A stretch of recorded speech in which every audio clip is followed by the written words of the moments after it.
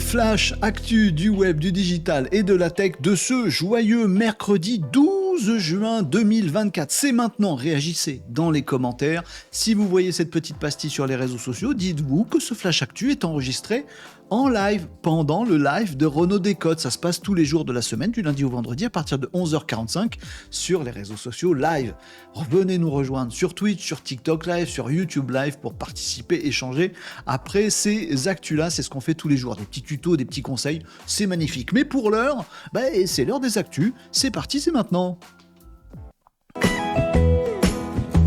La censure arrive sur YouTube. Alors, en période d'élection législative, tiens, excellent sujet pour se taper sur la tronche. Oui, les GAFAM nous censurent, c'est une honte. Oh, les GAFAM nous protègent, c'est bien. Voyez ça, verre à moitié plein, moitié vide. Comme vous voulez, je vous livre l'information. En tout cas, ça commence à faire un petit peu de buzz aux États-Unis. Mais ce qui est aux États-Unis sur les réseaux sociaux, il est chez nous 2 semaines plus tard. YouTube déclenche une censure des vidéos qui sont postées sur YouTube. C'est pas tant que vous n'avez pas le droit de poster certaines vidéos, c'est que vous pouvez les poster, mais juste YouTube les fait pas ressortir, les censure, y compris des vidéos anciennement diffusées. Mais qu'est-ce qui mériterait qu'on censure ? Mais qu'est-ce que ça veut dire ? Une vidéo, c'est des vidéos qui parlent des armes.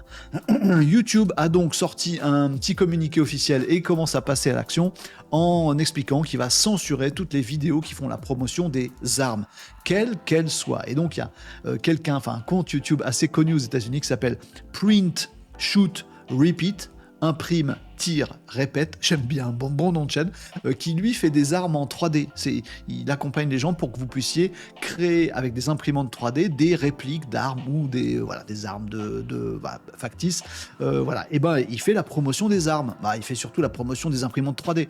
Il est pris par la censure. Sa chaîne s'écroule complètement parce que YouTube censure toutes les vidéos qui font la promotion des armes. Bon, c'est pas pour les armes factices qui font ça, c'est pour les armes réelles. Alors, on va pas reparler du sujet des armes aux États-Unis, mais vous savez que c'est un sujet. Donc YouTube censure tous ceux qui font la promotion des armes. Alors, si vous voulez être sur un théâtre de guerre et prendre des vidéos de champs de bataille et de gens qui sont morts, ça passe. Mais promotion des armes, ça passe pas. En tout cas, YouTube fait un pas vers la censure. C'est arrivé très très peu souvent. Est-ce que YouTube va être beaucoup plus regardant sur la morale derrière les contenus qui sont publiés ? Est-ce que c'est un danger ?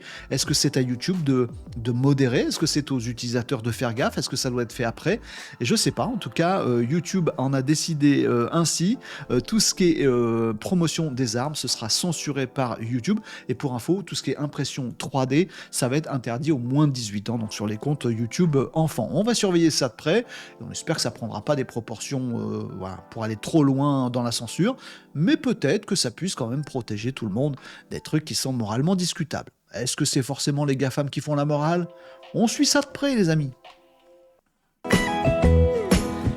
Est-ce que l'intelligence artificielle va vous piquer votre boulot ? C'est un sujet que je veux absolument vous transmettre, les amis, parce que en cette période d'élection législative, là où on est en train de décider, on est en train de faire chauffer nos petits bulletins de vote et bientôt les urnes pour aller décider de ce qui va se passer dans notre joli pays sur ces prochains mois, ces prochaines années, il y a un vrai challenge qui concerne l'intelligence artificielle et l'emploi. Parce que ce qui est en train de se passer est absolument dingue. Et il faut sortir du clivage qui consiste à dire il y a un camp, c'est pour droite, gauche, machin truc, c'est clivage intelligence artificielle. Il y a le camp de ceux qui disent l'IA ça change rien, on s'en fout. Et il y a qui dit les autres qui disent l'IA ça va tuer tous nos boulots et donc c'est un cataclysme. La vérité est ailleurs. Effectivement, c'est donc les entreprises anthropiques. Anthropic, c'est un des éditeurs, c'est l'éditeur d'un des 3 plus grosses IA génératives aujourd'hui, des plus performantes, qui fait une sortie qui se voit emboîter le pas par Google, qui fait également une des 3 plus grosses intelligences artificielles, et tous les deux se mettent d'accord pour nous publier un petit rapport, là, à début de parcours de l'intelligence artificielle sur l'emploi. Ce dont on se rend compte, c'est que l'IA va pas piquer tous les emplois, l'IA n'a pas aucun effet, mais l'IA est en train de redistribuer les cartes de l'emploi. Et c'est encore plus grave que si plus important, plus impactant que si juste ça détruisait certains emplois. C'est pas le cas. On peut pas dire tiens, l'IA remplace les comptables et rien d'autre, finito. Non, c'est pas ça. C'est pas aussi simple que ça. Ce qui se passe, c'est que tous les métiers que produisent les pays avancées, comme la France, l'éducation, etc., produit des métiers depuis des décennies qui sont des métiers potentiellement détruits par l'intelligence artificielle. On veut tous avoir nos enfants qui font l'école pour avoir un bon métier demain. Un bon métier dans l'inconscient collectif français aujourd'hui, c'est bosser dans l'administration, être prof, avoir un métier intellectuel, avoir un métier d'indépendant qu'on peut faire à distance, être auto-entrepreneur, avoir un bon revenu. Voilà, tous ces métiers-là, c'est exactement tous ceux qui sont totalement défoncé par l'intelligence artificielle. N'importe quel métier que vous pouvez faire, intellectuel que vous pouvez faire à distance aujourd'hui, il est parfaitement remplaçable et c'est déjà ce qui est en train de se produire. Il y a déjà des débuts en France. Il faut peut-être le prévoir, faire rentrer cet élément-là dans l'équation des prochaines élections législatives parce que c'est vraiment un truc important. Est-ce qu'il y a des partis politiques qui parlent de l'IA? Pas trop. Sauf que l'impact sur l'emploi, sur l'économie, sur le social, sur le sociétal est absolument dingue.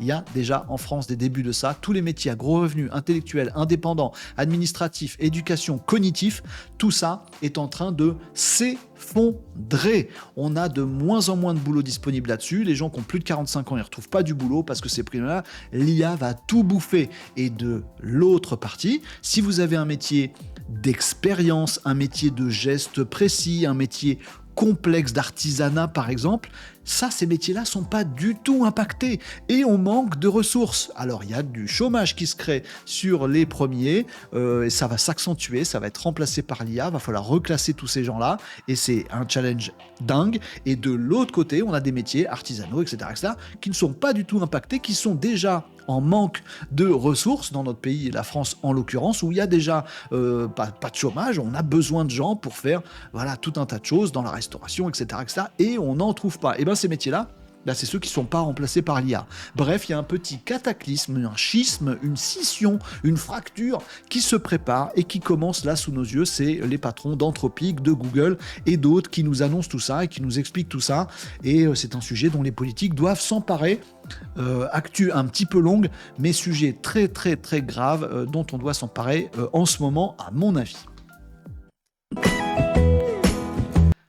L'Europe a cloné la planète. Ouais, je sais que quand vous entendez ce titre d'actualité, vous pouvez pas vous dire qu'il y a un truc sérieux derrière. Pourtant, c'est tout à fait sérieux. L'Europe a lancé ce lundi, là c'était le 10 juin, le projet qui s'appelle Destin E, avec un E, Destin et E. C'est Destination Earth, Destination Terre. Ça s'appelle Destiny. Ce projet, il est mené en partenariat avec le Centre Spatial Européen, avec l'UMI, avec des gros calculateurs, de l'intelligence artificielle, beaucoup de données. Et ce projet Destiny qui a été lancé vise à faire quoi ?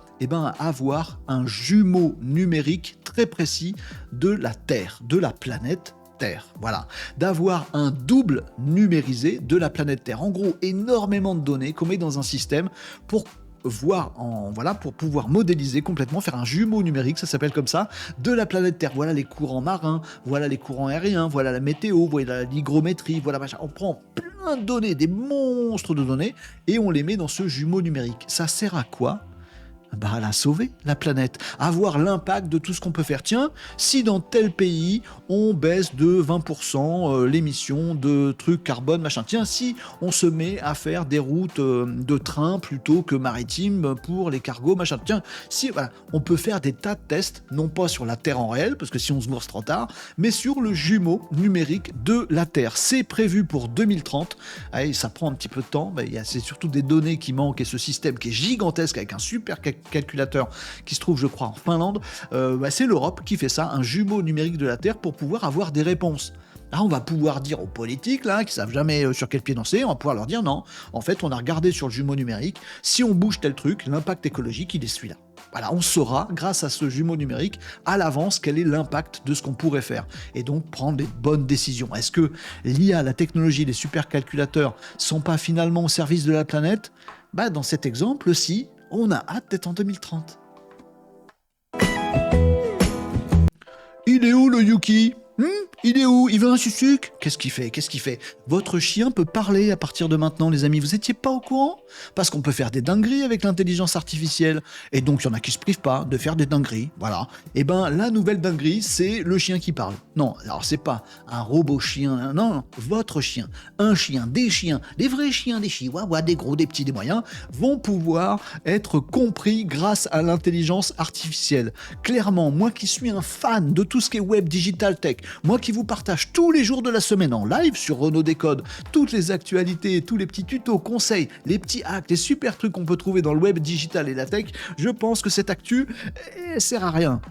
Si vous comprenez pas vous-même votre chien, juste avec de la complicité, juste avec l'habitude de vivre avec lui, c'est que franchement vous le méritez pas. Et peut-être qu'il vous mérite pas non plus. Bref, les amis, l'intelligence artificielle peut faire des dingueries et celle-ci, elle consiste à dire, on a branché tout un tas de données sur les chiens, sur les races, sur les sexes, sur leurs aboiements, sur tout ce qu'ils font, les jappements, les hurlements, on a tout mis dans ça, dans une intelligence artificielle et on a produit maintenant une IA qui est capable de dire avec juste un aboiement quelle race de chien c'est, est-ce que c'est un mâle ou une femelle, et surtout quelle est son émotion.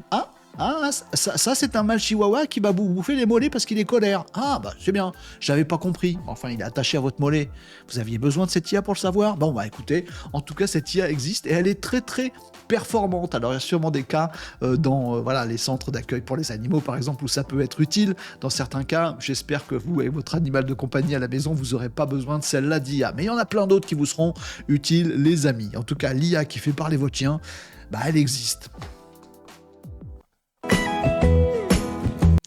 Voilà pour les actus du jour. On va réagir, on va réfléchir à tous ces sujets-là. On va débattre aussi. Celle qui m'intéresse particulièrement aujourd'hui, c'est celle sur l'emploi, parce qu'il se passe des dingueries et personne ne dit rien là-dessus, alors qu'il faudrait quand même une volonté politique, au moins dans notre pays, si ce n'est en Europe globalement. Bref, et tous les autres sujets, les chiens qui parlent, le double numérique de la planète, qui est quand même une grosse dinguerie, puisqu'on va enfin pouvoir savoir à l'avance quels seront nos impacts positifs ou négatifs sur la planète, et c'est pas rien.